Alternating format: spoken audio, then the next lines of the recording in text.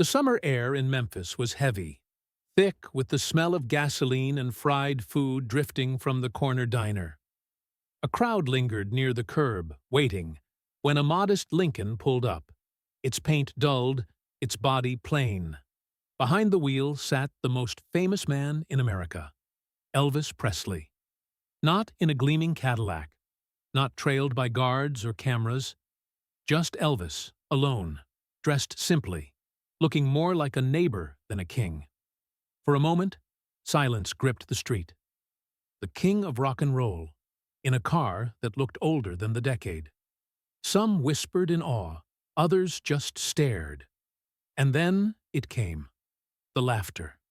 Loud, cutting, theatrical. A wealthy local businessman stepped forward, cigar in hand, voice booming for all to hear. "Well, would you look at that? That's your king? Can't even afford a decent ride." The sound of laughter rolled through parts of the crowd, sharp and cruel. Some joined in nervously, others lowered their eyes, ashamed. The words hit harder than anyone expected, like a slap across the face of the man who had once electrified the world. Elvis didn't fire back. He didn't shout or argue. He only turned his head, fixing the man with a steady look. No anger, no defense, just a quiet, unflinching gaze. Then he pressed the gas, the old car pulling away slowly as the crowd split between mockery and stunned silence. In that moment, the humiliation didn't just belong to him, it belonged to every soul watching. Because somehow, it felt like all of them had just been mocked with him. Let us know where you're watching from. And we hope you enjoy the story.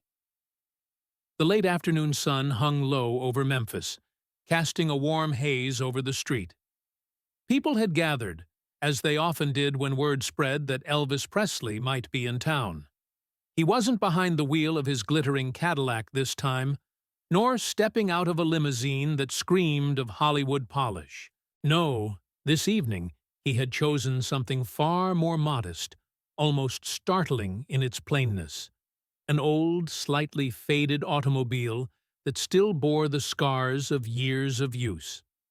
The paint was dull, the chrome had lost its sheen, and compared to the glittering cars lined up outside the cafe where he stopped, it looked like a relic out of place in the hands of the most famous entertainer on the planet.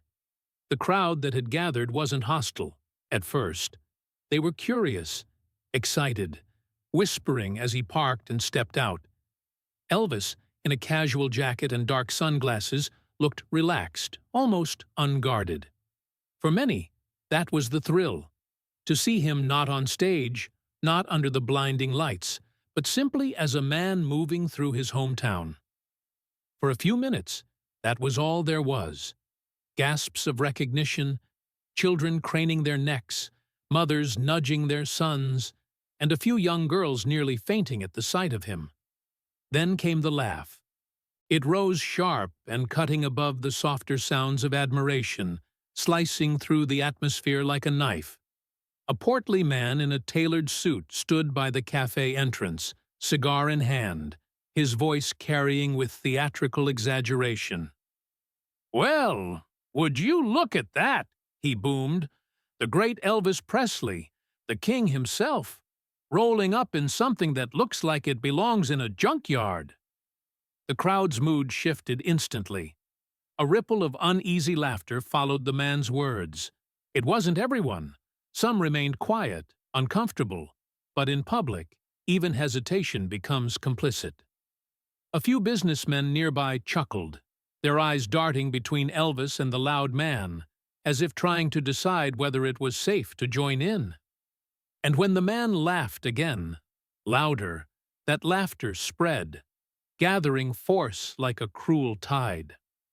The contrast was brutal. Just moments before, Elvis had been met with admiration, his presence treated with reverence.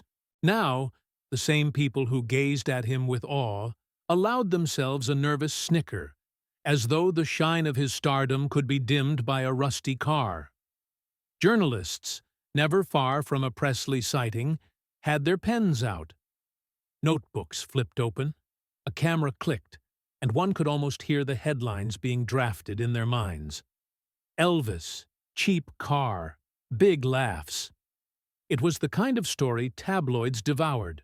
Proof, perhaps, that the king wasn't always draped in velvet and diamonds, that he could be mocked like anyone else.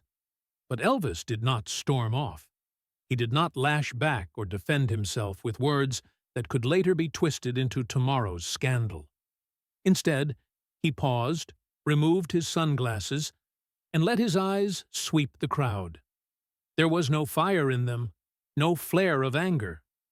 What lingered there instead was a curious blend of patience and irony, as though he recognized the absurd theater unfolding before him. He raised an eyebrow almost imperceptibly, and for those close enough to see, there was even the faintest hint of amusement tugging at the corner of his mouth. The wealthy man expected rage, or at least embarrassment. Instead, Elvis's silence turned the tables.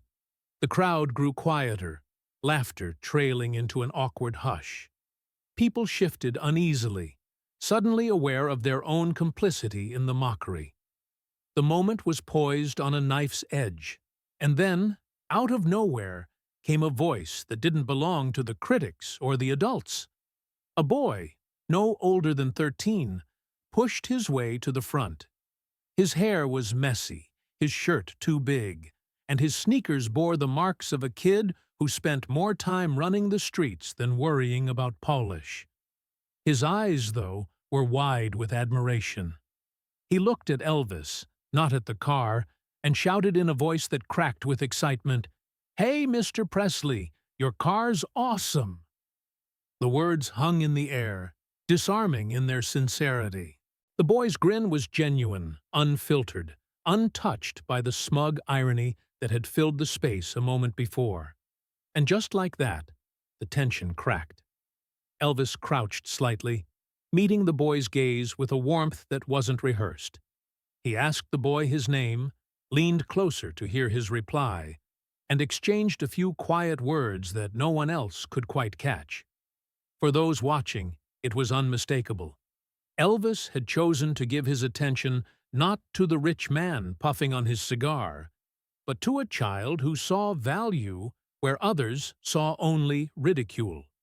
The wealthy man's laughter sputtered, caught in his throat. For the first time, the power of the moment slipped from his grip. The crowd, too, shifted again, this time toward the boy's perspective. Murmurs of approval rose, people smiled at the sight, and suddenly the old car seemed less like a joke and more like a symbol, a reminder that greatness wasn't measured in polished chrome. Elvis placed a hand gently on the boy's shoulder, said something that made the child beam, then stood upright again. He didn't look back at the suited man. He didn't need to. The point had been made, not through defiance or anger, but through grace. As he walked toward the cafe, the journalists scribbled furiously. Some still thought they had a story of mockery, but others now recognized the twist, that Presley had handled the insult not by escalating it, but by redirecting it, making dignity itself into his shield. And deep in the eyes of those who truly admired him, there flickered something more enduring than laughter. Respect.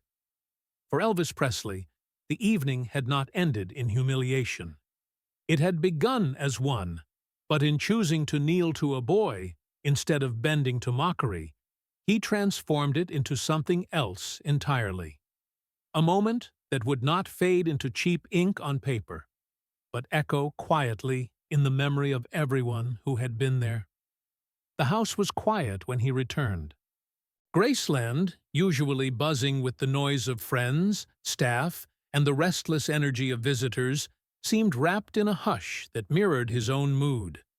The air outside carried the faint scent of magnolias, heavy in the Memphis night, while inside the lamps cast soft golden pools of light across the living room. Elvis slipped off his jacket and tossed it carelessly over the arm of a chair, his movements unhurried, yet tinged with something unsettled. A few members of his inner circle, the so-called Memphis Mafia, were scattered around the room. Some lounged on the couches, half watching television without much attention. Others nursed drinks, speaking in low voices. When Elvis entered, they quieted instinctively. They could read his face. He wasn't storming, but neither was he the buoyant, joking figure they were used to. He went straight to the piano in the corner, the old Steinway, whose polished keys had borne witness to countless midnight sessions. Without a word, he sat down, pressed a few scattered chords, and let his fingers wander into a slow, bluesy improvisation. The notes filled the silence, rising and falling with a melancholy lilt that spoke more than words could. No one dared interrupt him at first. They knew that when he sat like this, head bowed, body swaying gently with the rhythm, he was working something out that couldn't be said aloud. Finally, one of them, Red West, leaned forward. "Rough evening?" he asked, though the answer was obvious. Elvis didn't stop playing. His voice, when it came, was quiet, even. "Funny thing, Red.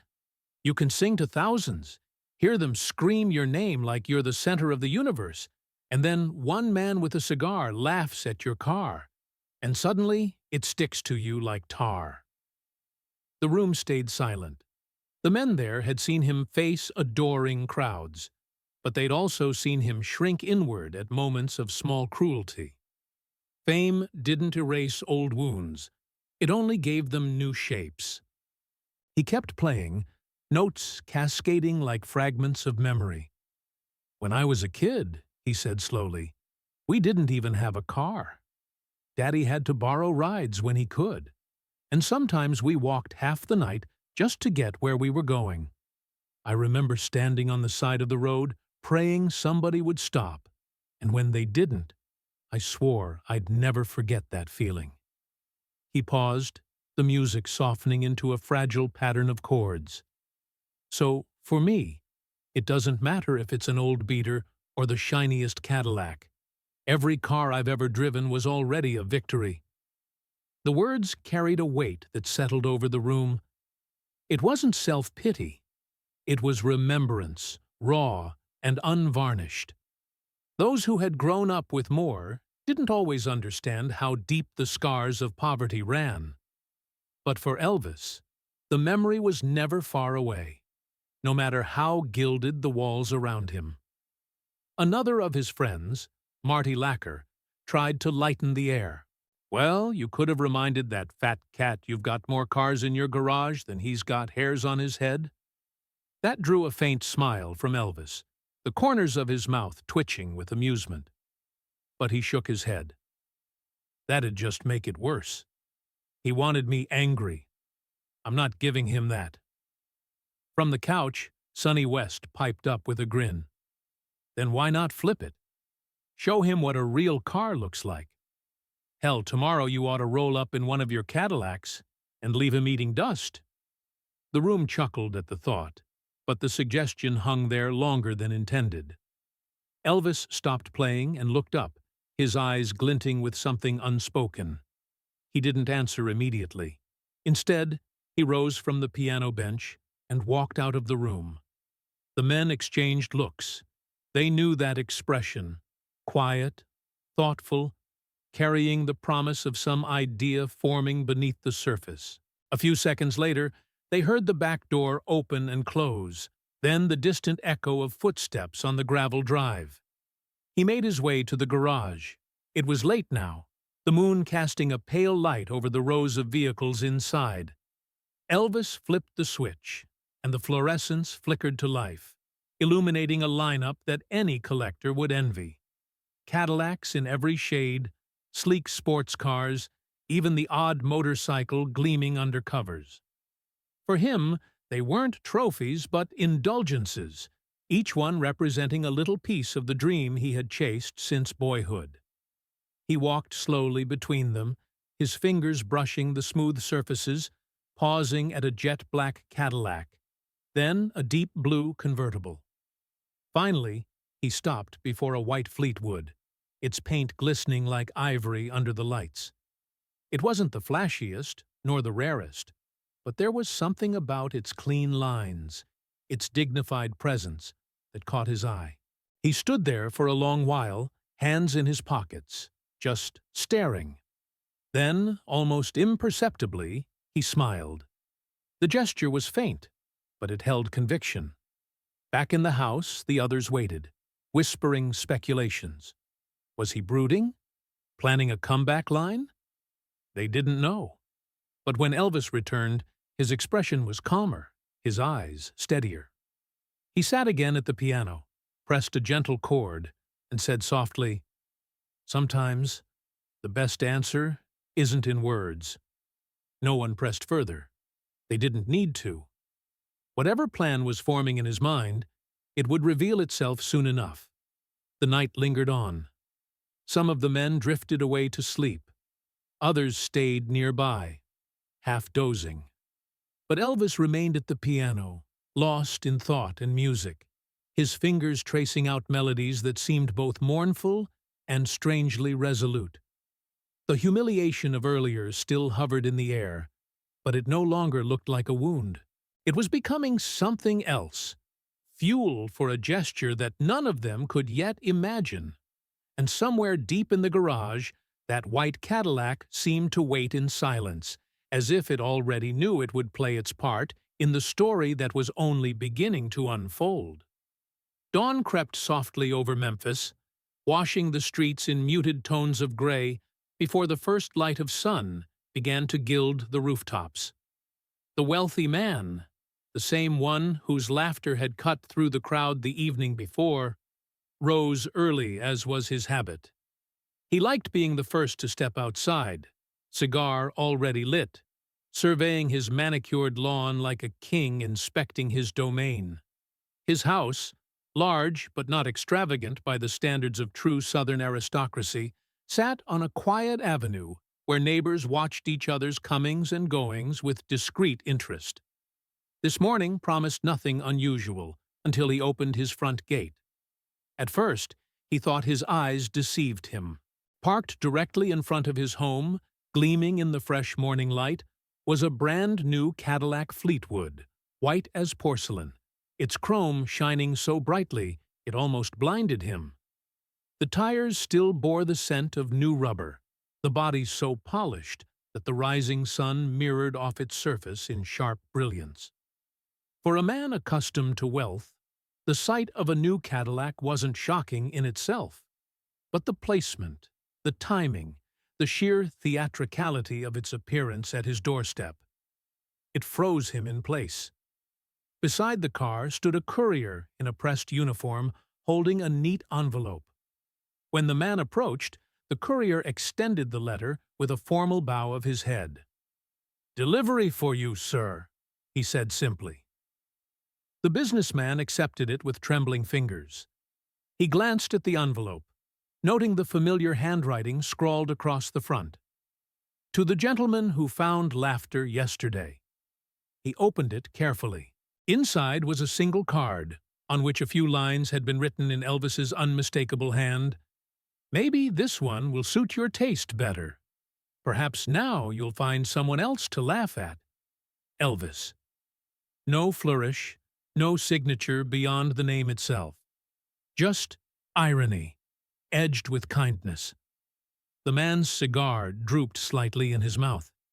His face flushed, not with triumph but with something closer to panic. He turned toward the street, hoping no one had noticed. But it was too late. The rumble of voices rose behind him. Neighbors had already begun to gather. A woman in her robe stood with her husband across the street, whispering. Two young men from the next block leaned against a lamp-post, pointing at the Cadillac with grins. A group of children darted up the sidewalk, marveling at the sparkling car as if it were a spaceship. "What's all this about?" one man called. "Is that yours?" The wealthy businessman attempted a laugh, loud but brittle. "Well, I suppose it is now," he declared, puffing his chest. "Perks of friendship with the king, you might say." but his words fell flat. The crowd wasn't laughing with him this time. They studied his flushed face, his awkward attempt to own the moment, and they saw the truth written in his forced smile. This wasn't friendship. This was theater, one in which he had been cast, without choice, as the butt of the joke. The courier, sensing the shift, gave a polite nod and departed, leaving the Cadillac keys dangling in the man's hand. He stood motionless, trapped between pride and humiliation, while the neighbors murmured in awe, not of him, but of Elvis. By noon, the story had already traveled across the city. Memphis was no stranger to Presley legends, but this tale carried a peculiar charm. People repeated it in barbershops, over diner counters, in factory break rooms. "Did you hear? Elvis gave a Cadillac to that fellow who mocked his old car." Each retelling sharpened the irony. The man who laughed at another's vehicle now had one he hadn't earned, handed to him by the very person he tried to belittle. Reporters caught wind quickly. By the afternoon edition, the headline stretched across the paper: "Presley gives businessman brand new Cadillac." Photographers scrambled to capture the car outside the man's home, while columnists debated the meaning. Some painted it as a practical joke, others as an act of outrageous generosity. But the story was irresistible either way. The businessman, meanwhile, could not escape the stares. When he tried to drive the Cadillac down Main Street, people honked and waved, but not at him. They shouted Elvis's name as though the car itself carried the singer's aura. At stoplights, strangers leaned from their windows and asked, "Is it true? He gave that to you?" The man would nod stiffly, but no explanation satisfied. His authority, once unquestioned in his circles of wealth, seemed suddenly fragile. Back in Graceland, Elvis heard the news from one of his aides. He listened without comment, strumming absently on his guitar. When pressed, he only smiled. "Let them print what they like," he said softly. "The man's got his car. I've got my peace." But the truth was deeper. Elvis knew the story would spread beyond the neighborhood, beyond Memphis, perhaps across the nation. Yet he hadn't done it for the papers. He had done it because dignity demanded a response, not through anger or revenge, but through a gesture that no one could erase or belittle. For the boy who had defended his old car the night before, this was proof that Elvis cared more about honor than pride. For the neighbors who watched the Cadillac delivered, it was a lesson in grace. And for the man who once laughed so loudly, it was a reminder that sometimes the sharpest humiliation comes not from being attacked, but from being outshined by unexpected generosity.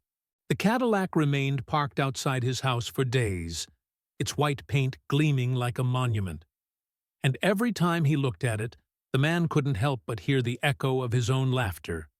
The sound that had started it all, now twisted into something hollow, something that mocked him instead. What began as a cheap insult had transformed into legend overnight. And Memphis, buzzing with whispers and headlines, understood what the man himself had yet to admit. Elvis Presley had won the exchange without ever raising his voice. The city of Memphis woke to headlines that carried more weight than most morning news. On newsstands and cafe counters, the bold print shouted variations of the same story. Elvis Presley gifts a Cadillac to the man who mocked him. It was the kind of tale that sold papers faster than baseball scores or political scandals. At the editorial offices of the Commercial Appeal, reporters argued over tone. Some insisted the gesture was a jest, Elvis getting the last laugh. Others claimed it was an act of Southern chivalry, a public reminder that even mockery would not shake his generosity. The debate grew heated enough to rattle typewriters. Should the city remember this as a prank or as a display of dignity? Meanwhile, smaller publications smelled blood. Columnists who had scribbled notes the night of the humiliation, the ones preparing to run with Elvis Arrives in Rusty Relic, were now shredding drafts and rewriting. What could have been a tale of embarrassment had inverted overnight. Suddenly, they weren't chronicling the fall of a king, but his quiet, unexpected triumph. Out on the streets, the story moved faster than the presses. At barber shops, men leaned forward in their chairs as the barbers repeated it, scissors snipping in rhythm to their retelling. At the corner diner, waitresses carried plates of eggs and grits, while relaying the news to truckers over steaming cups of coffee. On factory floors, workers passed the word during smoke breaks. "You hear about Presley?" someone would start. "The Cadillac story?" another replied.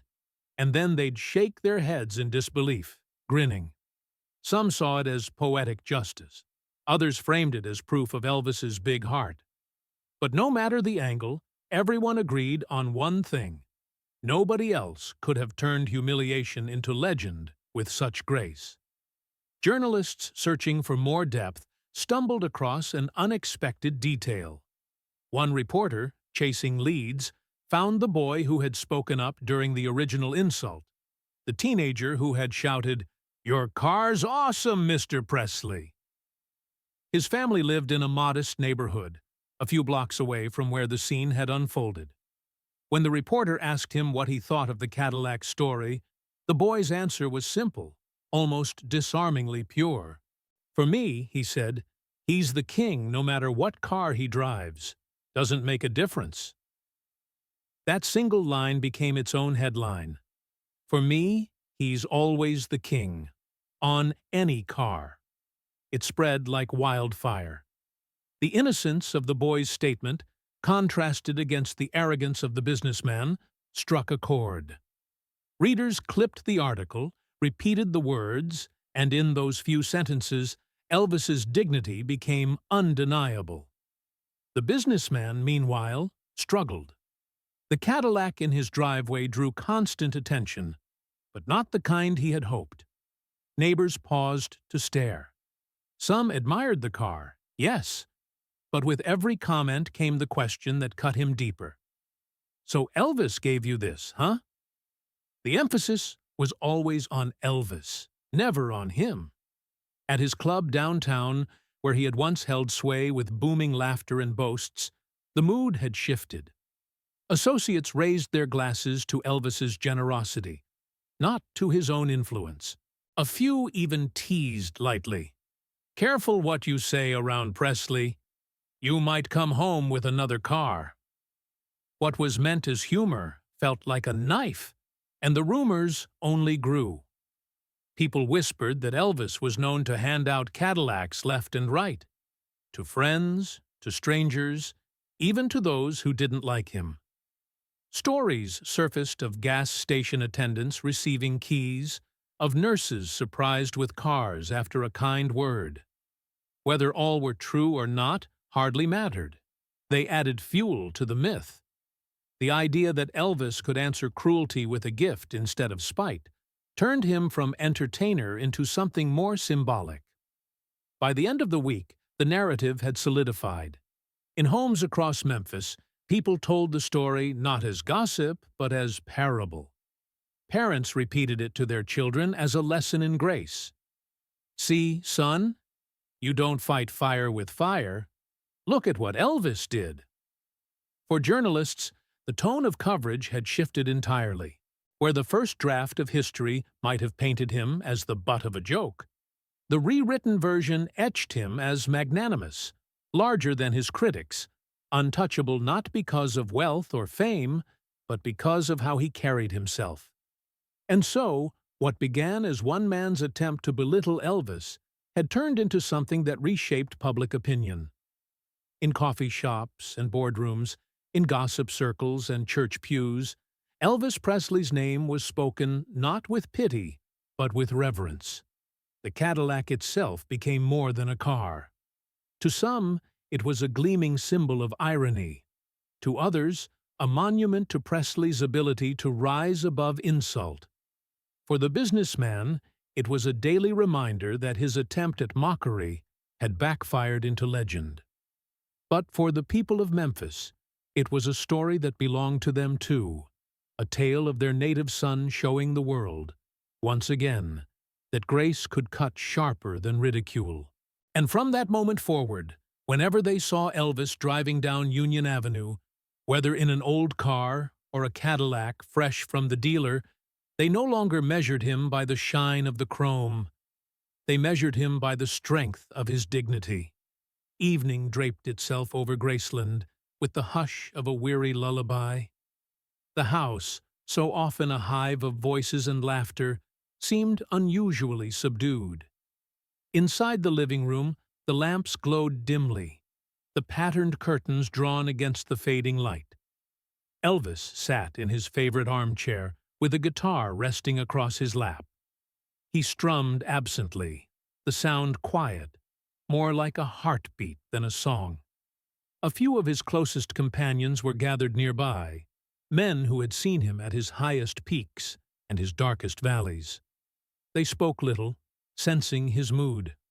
The story of the Cadillac had swept across Memphis and beyond, painting him once more as a man of near mythic grace. But here, in the sanctuary of his home, the triumph didn't rest easily on his shoulders. Elvis's eyes drifted toward the fireplace, unfocused. He plucked a few chords, then let them fade into silence. Finally, he spoke, his voice low and even. "They're all talking about that car. The papers, the radio, even folks I ain't never met. But that's not why I did it. I didn't care about teaching that man a lesson. I just didn't want to meet hate with more of the same." The room stayed still. A dog padded across the floor and settled at his feet, and he absent-mindedly scratched behind its ears. "But you know what bothers me," he continued, "that people measure me like that. By Cadillacs, by houses, by how shiny something looks. That ain't who I am. That ain't why I sing." His words hung heavy, more confession than complaint. For a man crowned in rhinestones on stage, Elvis felt the weight of being misunderstood more acutely than most. His friends knew he craved recognition not for spectacle, but for sincerity. Yet the world rarely separated the two. Red West leaned forward, resting his elbows on his knees. "EP, you've been proving people wrong your whole life. When we were kids, nobody thought you'd get out of Tupelo. You remember those days, patching up old clothes, hoping for bus fare. You never forgot. That's why you hand out cars, why you give money away. You're trying to make sure nobody feels the way you felt." Elvis gave a faint smile, but it didn't reach his eyes. He nodded, acknowledging the truth, then shifted his gaze back to the guitar strings. He strummed a few bars of a gospel tune, soft and unfinished. Sonny West, sitting off to the side, added gently, "What you did with that Cadillac, that was about more than a car. It showed everybody you're bigger than insults, but you don't have to carry the world on your back every time someone laughs." Elvis stopped playing and looked at them both. For a moment his expression was unreadable. Then his lips curved into a wry half-smile. "Maybe I'm the fool, thinking one gesture could make people see the truth. Maybe I need to remind them. Not with cars, not with gifts. With the music." The tone in his voice shifted, carrying a conviction that caught everyone's attention. His hand stilled on the guitar, but his eyes sharpened, alive with a flicker of resolve. "You know," he said slowly, "I didn't start all this to own a garage full of Cadillacs. I sang because the songs came from somewhere deep, from Mama's hymns, from the blues down on Beale Street, from the ache of wanting more than we had. Every note I ever sang came from that little boy who didn't even have lunch money half the time. Somewhere along the way, folks forgot. Maybe I forgot too." His voice faltered, softer now, edged with something almost like fear. What if I've lost it? What if people don't hear the heart anymore? Just the costumes, the cars, the spectacle. The silence that followed was thick. His friends shifted uneasily, each sensing the rawness in his words. Elvis Presley, idol of millions, who could silence a stadium with a glance, sat before them confessing the quiet dread that fame had hollowed out his truth. Charlie Hodge, his longtime confidant, finally spoke. "EP, you're still that boy from Tupelo. You never left him behind. That's why people still line up for miles just to hear you sing. They don't come for the Cadillac. They come because when you open your mouth, they hear something real. Don't forget that." Elvis exhaled slowly, setting the guitar aside. He leaned back, his face shadowed by the lamplight. "I guess I just need to remind myself," he said quietly. "And maybe remind them too." For the rest of the evening, he sat without playing another note, lost in thought. The conversation drifted among the men, light jokes, half-hearted laughter. But Elvis remained withdrawn. His mind was elsewhere, circling around the Cadillac, the laughter, the headlines, and the boyhood memories that never quite let him go. When he finally rose to leave the room, he paused at the doorway. His voice, soft but firm, reached back to them. "The world can laugh at my car, or cheer at my Cadillac. But I know the truth. My songs were never about either. They were about the soul. And maybe it's time I showed that again." He disappeared up the staircase, leaving his friends in silence. They had seen him wear the crown of celebrity, but tonight they had seen something rarer. The heart of the man beneath it, wrestling with doubts no Cadillac could ever ease. The Cadillac had been sitting in the man's driveway for several days, gleaming like an accusation. What should have been a prize felt instead like a spotlight that refused to dim. Every time he walked outside, he felt the weight of his neighbor's stares. Every time he turned the ignition and the powerful engine roared to life, he caught the smirks of passers-by who knew the story. At first, he tried to pretend it was a mark of his stature, that he, a respected businessman, had been gifted by Elvis Presley. But beneath the bravado, his pride twisted painfully. He could sense what others thought, that he had been humbled, outshone by generosity he couldn't match. And the whispers followed him everywhere. By the fifth day, sleepless and restless, he made a decision. He would face Presley directly. That morning he climbed into the Cadillac. The new leather interior still smelled rich, but instead of bringing pleasure, it churned his stomach. His hands trembled slightly on the wheel as he guided the car through the streets of Memphis. The city seemed to watch him. Every turn of the road, every red light, every group of onlookers seemed aware of his shame. When he reached the gates of Graceland, he hesitated. The ornate iron gates, adorned with musical notes, stood tall and unyielding, flanked by fans lingering in hope of a glimpse. Some recognized the car instantly. Fingers pointed, voices rose. "That's the Cadillac." The man's cheeks burned as he pulled closer to the guard booth. The security guard approached, cautious. "Morning.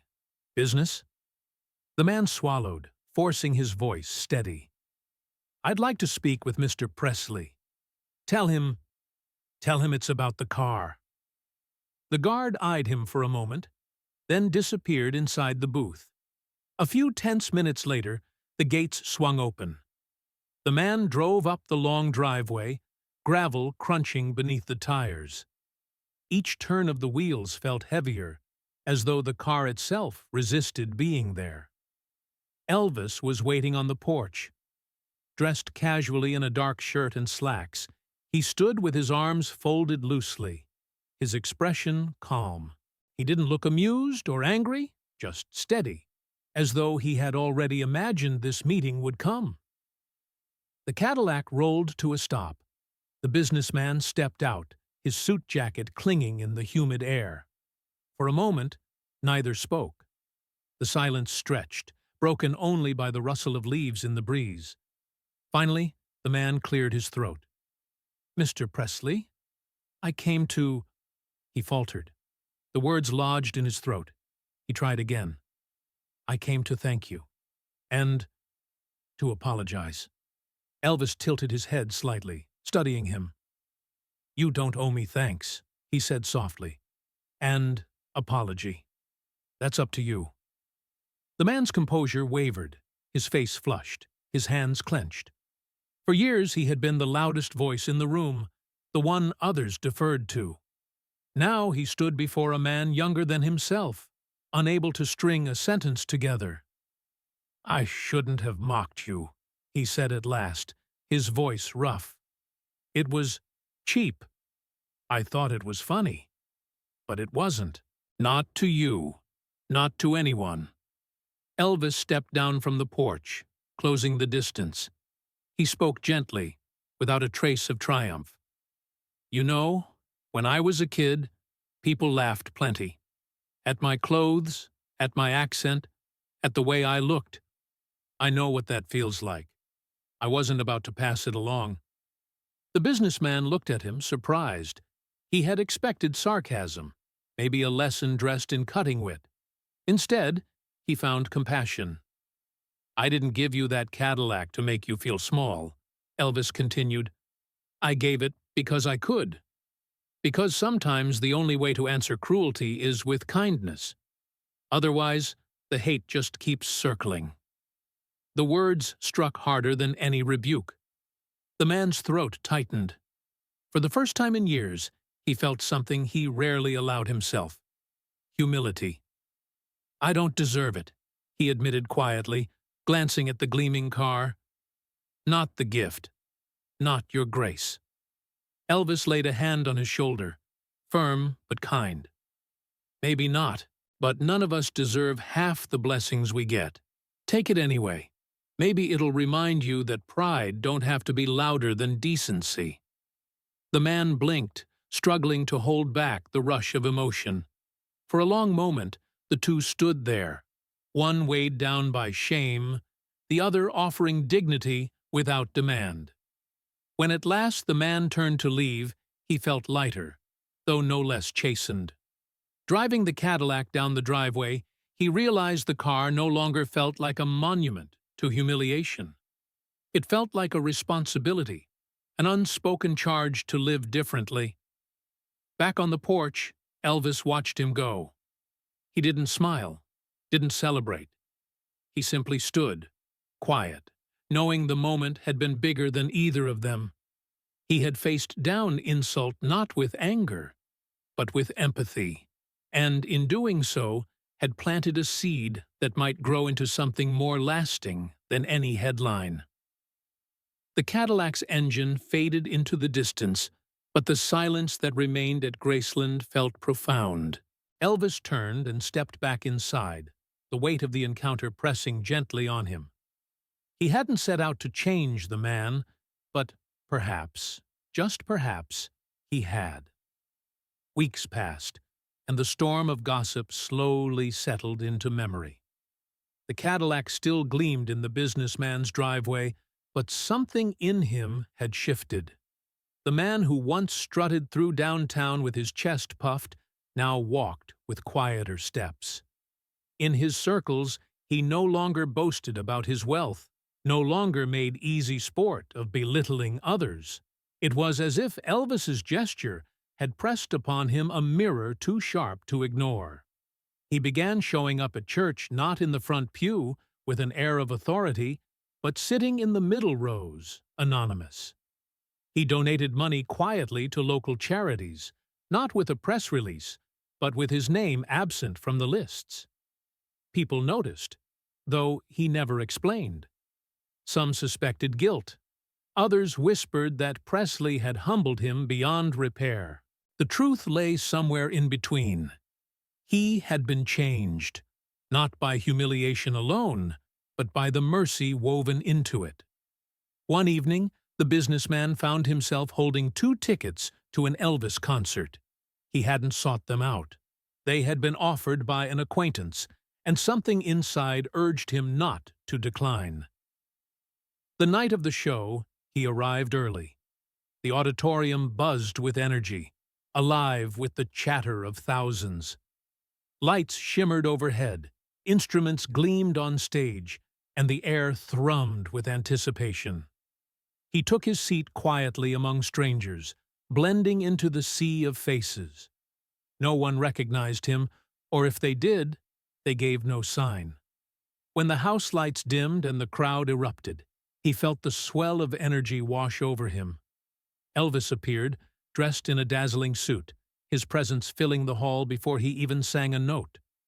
The band struck up, the audience roared, and yet beneath the spectacle, the businessman felt something unexpected: humility. He watched as Elvis moved through the set, each song delivered with a force that reached past rhinestones and stagecraft into something elemental. The man found himself listening differently now, not to the performer he once mocked, but to the human voice behind the music. Midway through the concert, Elvis slowed the tempo. The stage lights softened, the crowd quieted, and he began a ballad, low, tender, carrying the ache of memory and longing. In the stillness, the businessman felt his throat tighten.